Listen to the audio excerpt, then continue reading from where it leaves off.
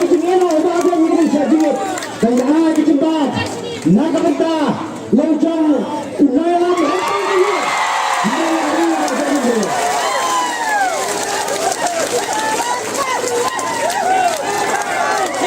tolong kami kata start petai dalam ini antang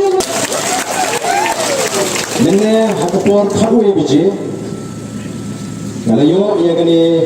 ka shiti balapha shanga balatho to the president voice of the people party VPP Shillong bagani yagani kata notification ka jingpun bana jong sarkar ngan puli kumni. The governor of Meghalaya is pleased to notify an expert committee to review the state reservation policy as notified in resolution PER.222/71/138 dated Shillong the 12th January 1972. The chairperson and members of the committee shall consist of experts in constitutional law, economics, sociology, demographic studies and related fields which shall be notified by the government of Meghalaya.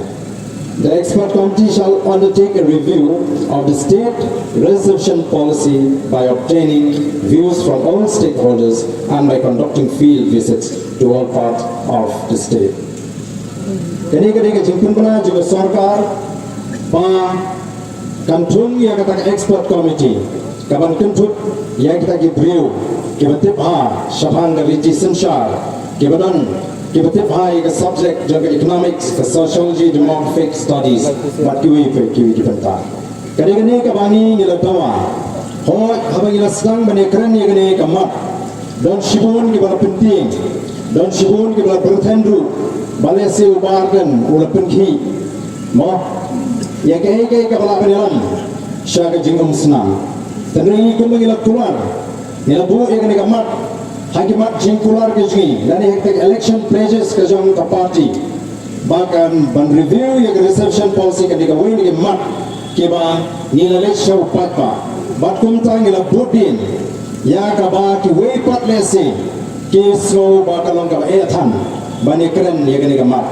kisro kamlon galele we bani keren rengi so ban aingo bara ka Jing tershan ke jongpi bara ka Jing scam jumut jong ipat ba ka sarkar menta kala menjur bantung ya kata ka expert committee ini ka Jing jong ka pemintong ke Jing bat menta ngan pun pernah hikmat ke Jing don ke jongpi bangat pun pun no ya kani ka Jing sya